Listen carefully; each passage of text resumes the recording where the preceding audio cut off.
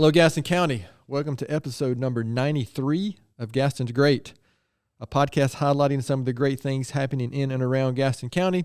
I'm your host, Stephen Long, and we are coming to you once again from the international headquarters of GSM Services right here in downtown Gastonia. We simply believe in discussing more of the reasons why Gaston's great. We have another great organization this week as we highlight Ignited Minds ABA Therapy. We have Alan Routhier. Gosh, I almost messed up. Alan is the owner of the organization. Alan, it's great to have you on, and welcome to the podcast. Thank you. Thank you guys for having us, for sure. We appreciate it. Absolutely. So we're going to get right to it. And so if you don't mind, Alan, maybe just tell us first off, before we start really getting into the details of the organization, just tell us a little bit about yourself, anything you'd like to share. Absolutely. Yeah. So I'm Alan Routhier. I actually just turned 31. So I am a young entrepreneur. That is young, by the way. So I was born and raised in Gaston County. I was mainly raised in the Bessemer City, Dallas area. And then recently moved into Gastonia, but now I reside in Belmont. So I'm super passionate about our special needs population. I'm a huge advocate for our population. So typically any special needs event, Webb Street School, anything like that, I'm always there, typically supporting or helping out, whether it's emceeing an event or cooking food, putting on a special needs prom for the Tim Tebow Foundation. That's another huge thing that we always like to do as well too. So my daughter actually volunteered at that event this past fall. I love it. Yeah, it was great. It's at my mother's church is where that event is. Southminster First Presbyterian. Yeah. That is a great church. That is a great organization as well too.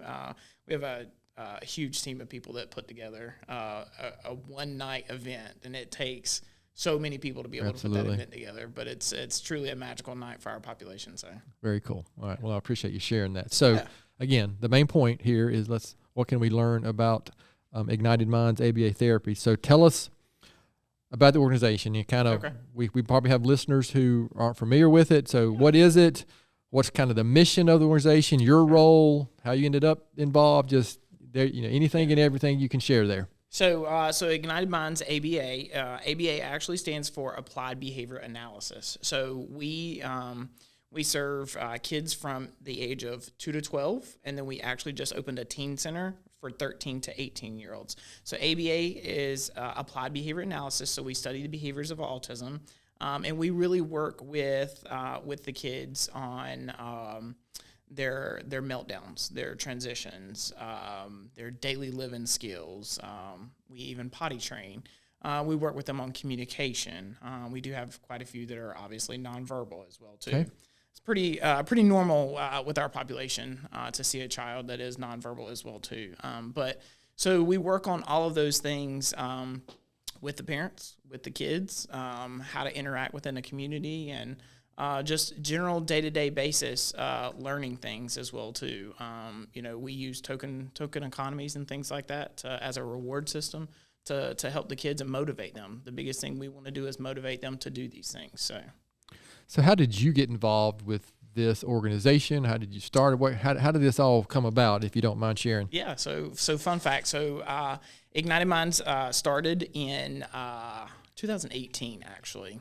In 2018, we started out as childcare, and then the big C word, COVID, hit. So we don't like to say that word. Yeah, that's a tough one. So when COVID hit, we actually shut down for right at 2 years. So childcare didn't exist. So when we started the childcare, it was specifically for kids with special needs. We didn't limit. So you could have a child with autism, cerebral palsy, Down syndrome, whatever. And so COVID hit, and then I could have put a huge damper on things. And then we, obviously with COVID lightening up and things like that, we saw the need, I saw the need, for ABA in our area. Now, ABA is specific to kids with autism, and there's such a lack of providers in this area. And so I was like, we really need to make this transition. And so we did. In late 2019, And then, so we started, the credentialing process with insurance and all that good stuff. So that took quite a while. The end of 2021 is when we officially took our first building, and made it a fun, just basically a fun zone for these kids. So November, December, and then January of 2022, we took our first set of kids for ABA therapy. Okay. And that's when we officially opened the doors for ABA therapy was January of 2022. So we operated all year last year, and we're actually at max capacity already. So within a year, so it just goes to show you that the need is definitely there for our population.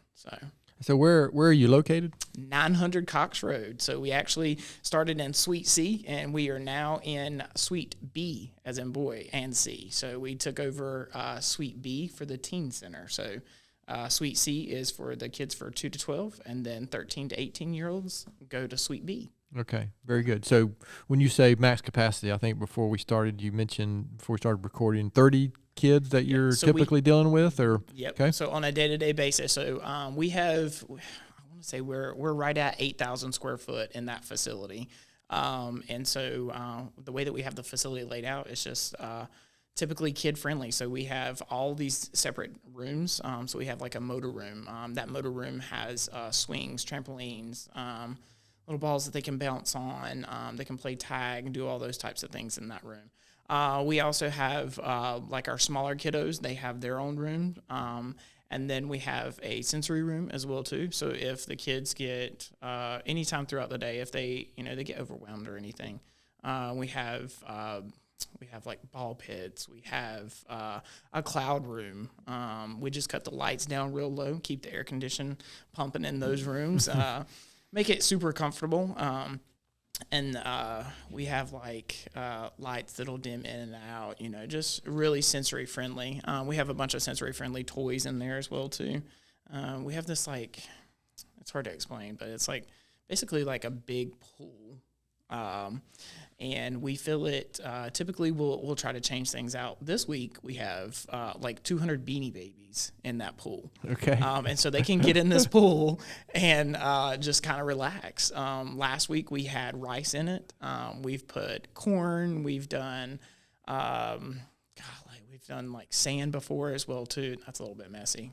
So is the rice, but so, and then we have like a big net room, like where all of our kids just hang out as well too. And in that net room, we have like morning meeting. That's where all of the kids will get together, the 2 to 12 age range. And when they get together for their morning meeting, they'll do a song.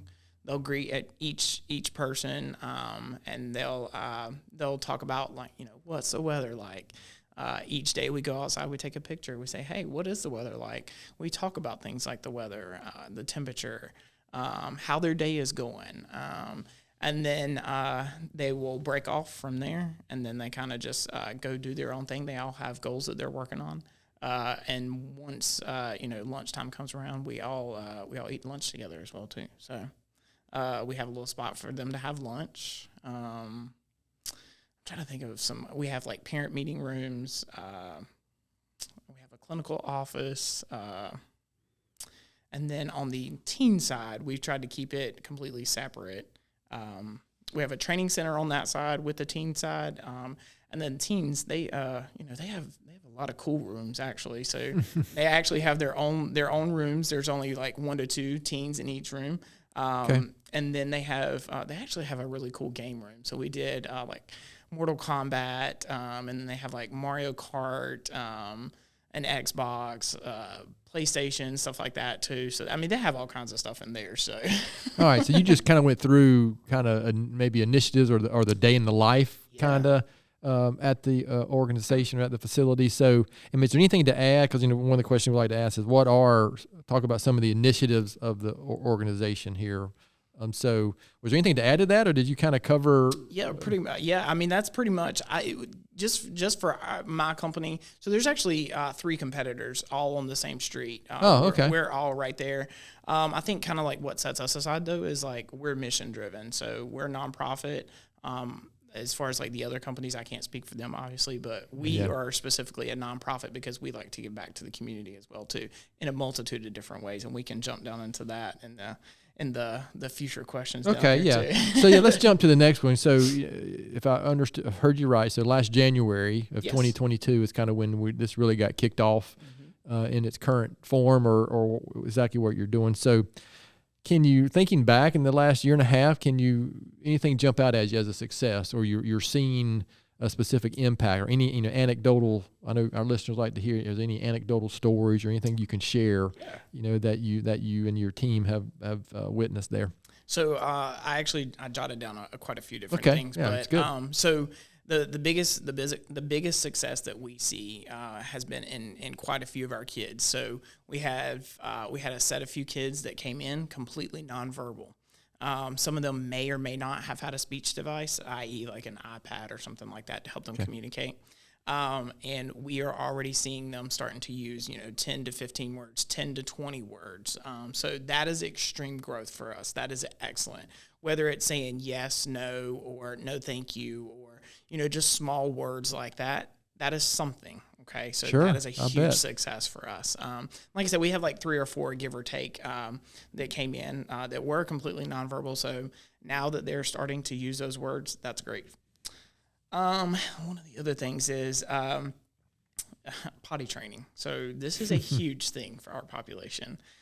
So we actually just in the I would say the past 2 weeks, we had 2 additional kids that came in, and they've been with us for a while. They have not been potty trained. And they are officially potty trained. And like, that is a huge thing for our population. Oh, and for the parents and that's what really hits at home with us. Is like when we start seeing these messages come from the parent, like, thank you so much. Like, my child literally just used the bathroom or asked me to use the bathroom. Like, so those are like the biggest things. Like, so we like to see those results. So when we see those results, we know we're making the difference. All right, so that's fairly good. So, looking ahead, I like this question about looking ahead, and you mentioned it already. But what do you see for the future? I mean, not quite 18 months in, and we're getting close to that. So it's not a long history, so to speak. But what do you, looking ahead? What do you see the future of the organization?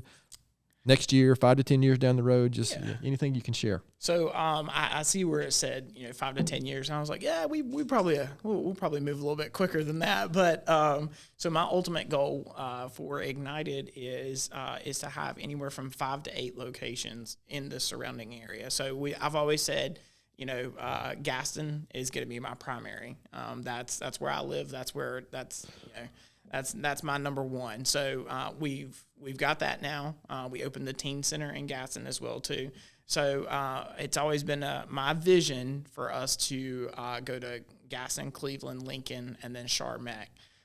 So we are crossing our fingers, but we're actually working on a couple of more locations as we speak. So we've got some big things in the works, but that has always been our goal, is to have anywhere from 5 to 8 locations serving as many kids as possible.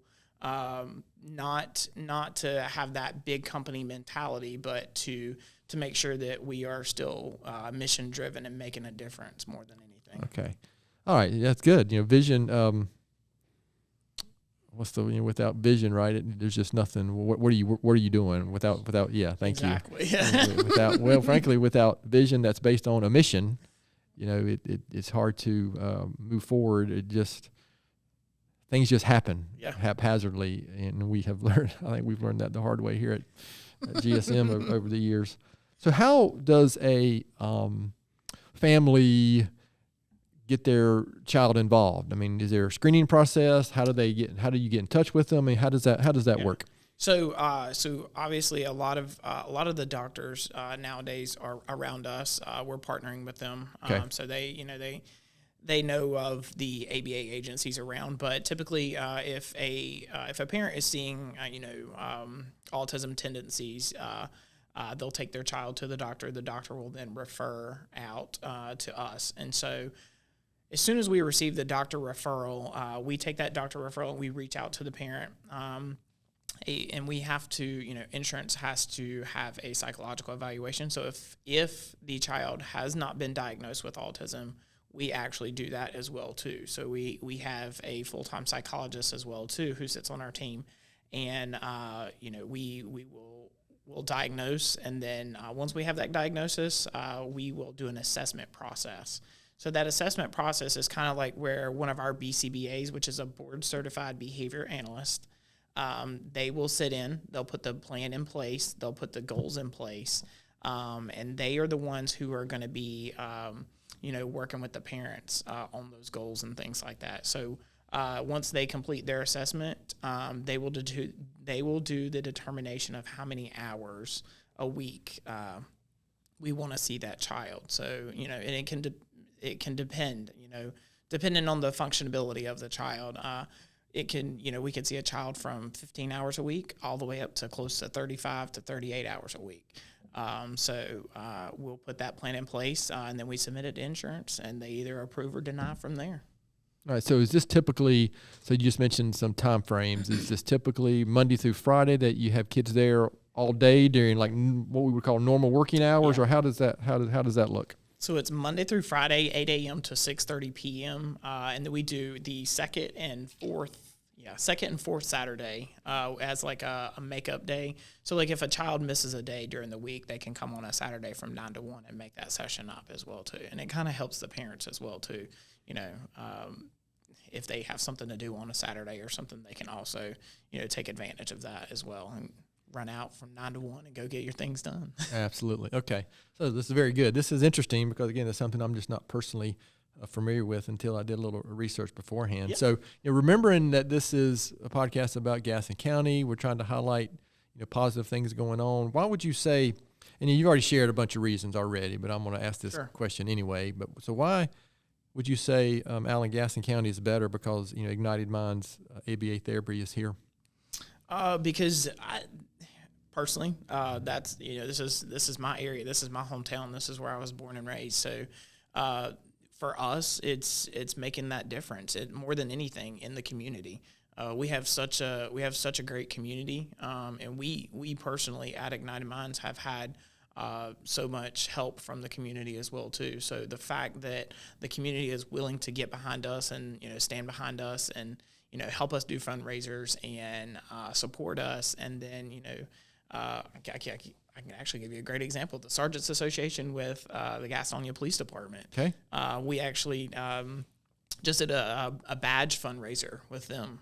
So for the whole month of April, they sold police badges with the autism puzzle pieces and things like that as well too. So we took that money that was raised with that, and we bought iPads and things for the kids and for the staff. So things like that. That's what's really important to me is to see that the community really stands behind our mission as well too, and they want to give back just as much as we do. So, what about like currently? What are your current biggest need, or in the short term, or do you have volunteers, or is it all staff based that work for you guys? Are there any events coming up that you guys might be involved with? Anything like that? Yeah. So what I like to do actually, since we're a nonprofit, every month we try to find an event to attend personally. So we'll either sponsor the event, and then myself or some of my team will actually go out to that event. So this month in Kings Mountain, I cannot remember it for the life of me. Nikisha Wenzel is actually, I believe she's one of the pastors at this church, but they're putting on a pool day for the kids, and it's actually Saturday from like 1 to 6. They're providing food, obviously pools, like water balloons, all kinds of stuff, and it is specifically for our special needs population. So cool. Events like that is what really it makes a difference as well. It makes a difference as well too, especially for us, because I get to take my team out there.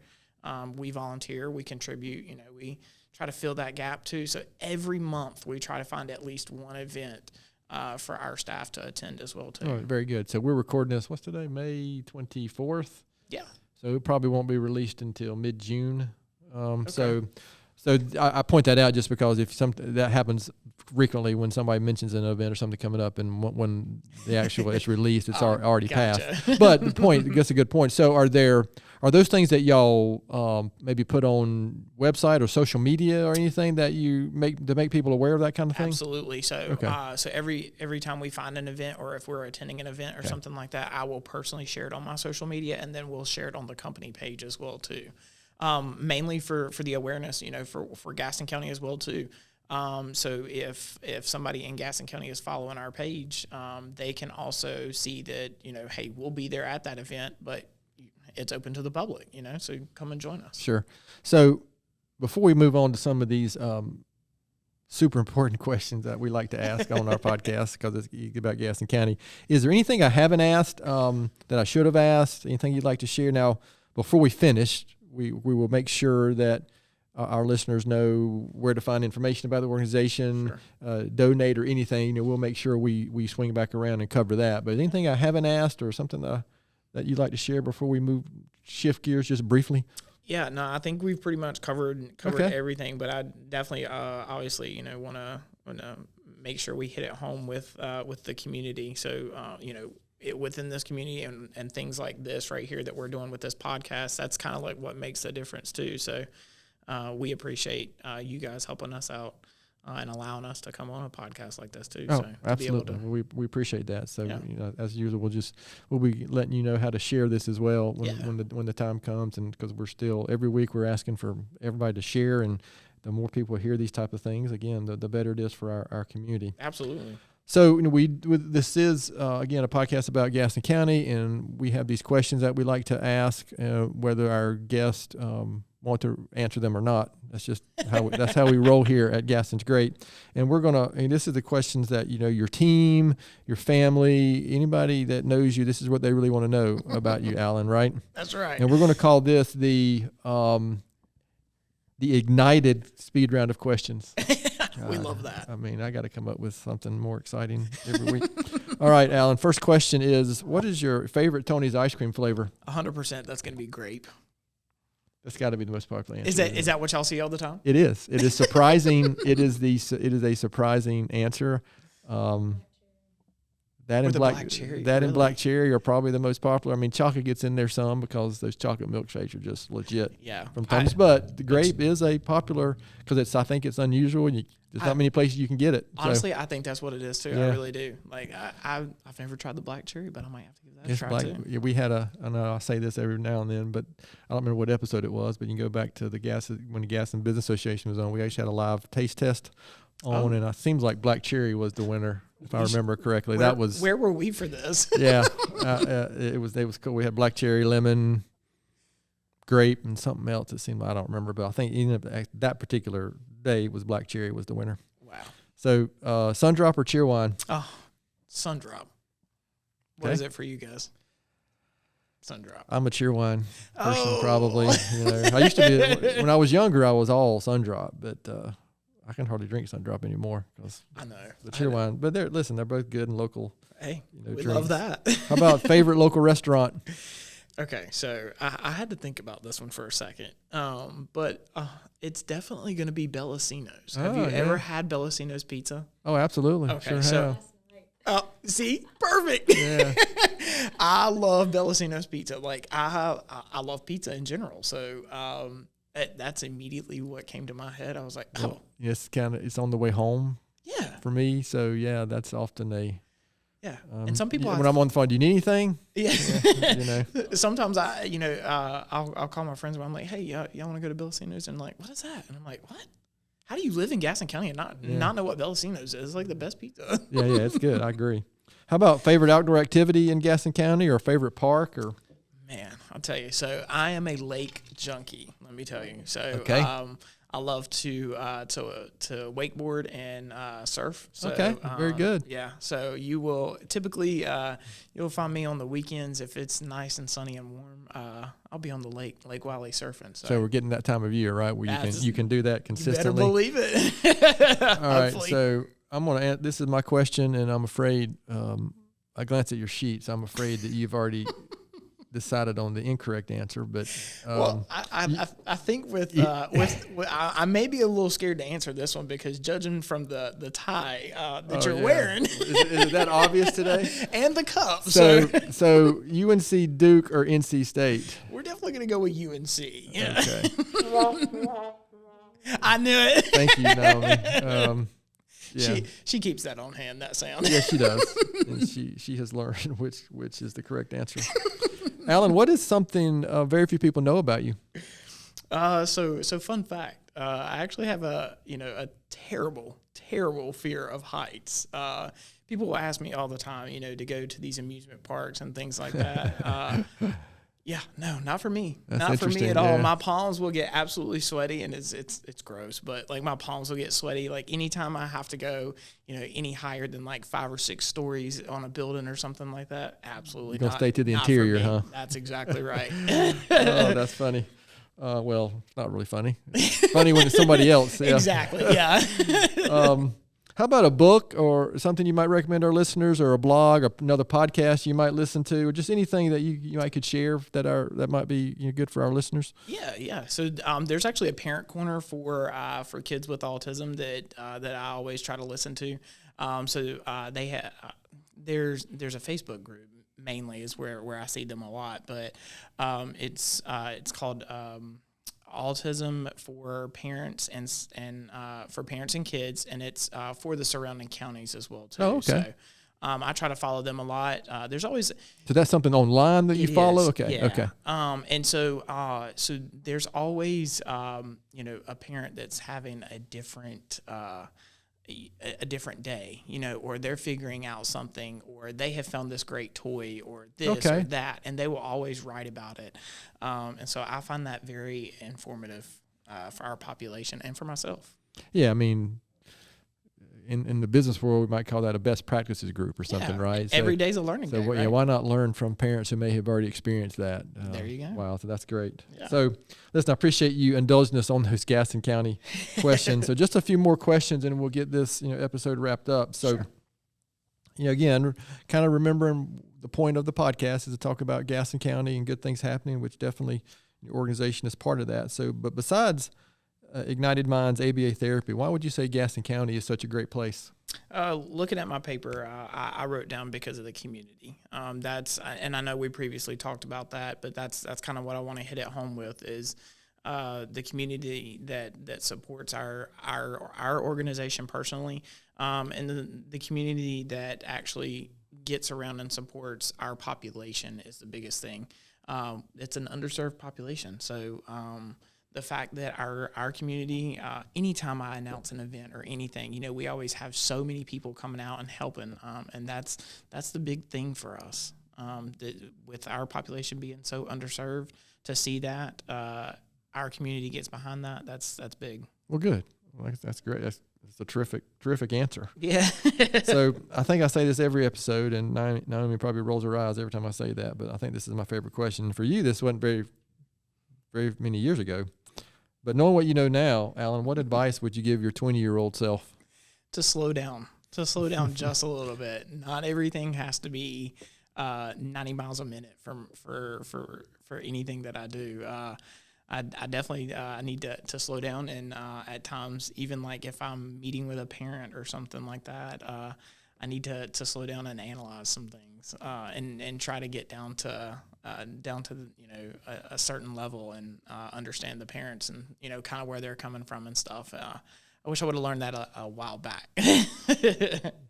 Yeah, my patience maybe, and when I was 20, and my ability, I don't know, maybe ability is not the right word. I had the ability, but my understanding how to listen to others. Yeah, see, I would definitely hit right there with you with the patience. A little bit different than it is now. So again, I appreciate you sharing that. Yeah. So Alan, this has really been good. So again, the main point is to bring recognition and maybe there's listeners who are not familiar with the organization.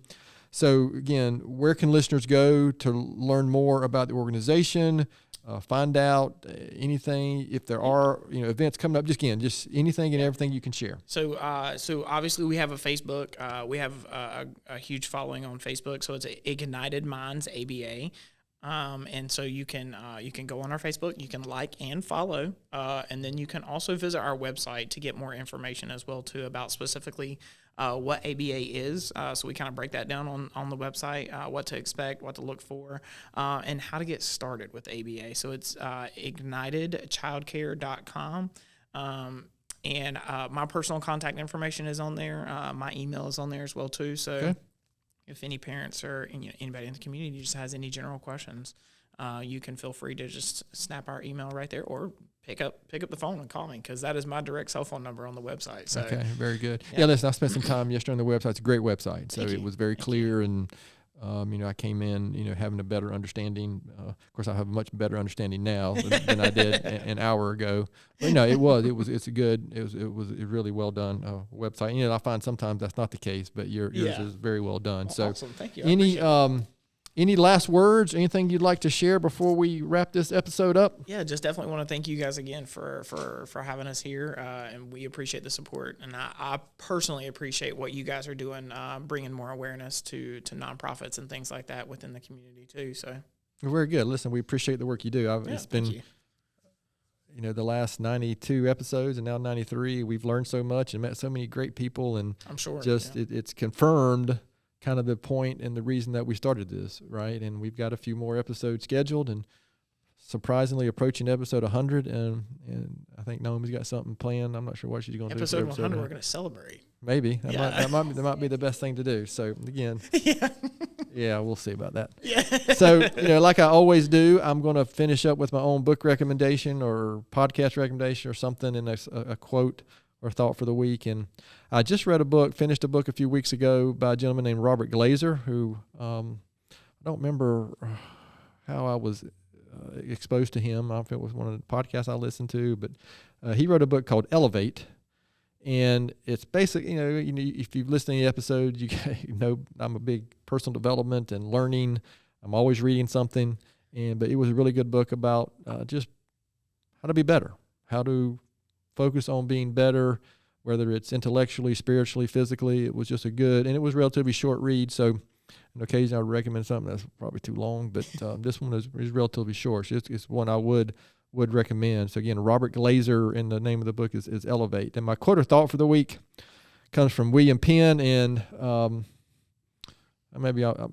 sometimes I got to watch myself on the commentary I give to some of these quotes, so I'm not going to give too much commentary, but it seems like in the world we live in today, this might be a good one to keep in mind. But William Penn said, "Right is right, even if everyone is against it, and wrong is wrong, even if everyone is for it."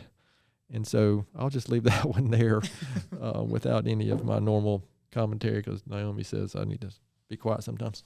So to our listeners out there, thanks so much for taking the time to listen to today's episode. Please continue to spread the word if you can about the podcast, and please don't hesitate to contact us here at our email address, which is podcast@gastonsgreat.com.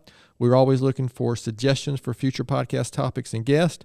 You can find the podcast and subscribe at our website, which is gastonsgreat.com, or anywhere you listen to podcasts. And please follow us on all our social media platforms. And apparently, as Naomi says every week, giving us a good 5-star rating helps the podcast get noticed, so please do that. Thanks again to Alan for being our guest today. Absolutely. Gaston Great is produced and brought to you by Naomi Hunt and Amy Anderson from GSM Services, and edited here locally by the Sumner Group. I'm your host, Stephen Long. Thanks again for hanging out with us, and please keep coming back to hear more reasons why Gaston's great.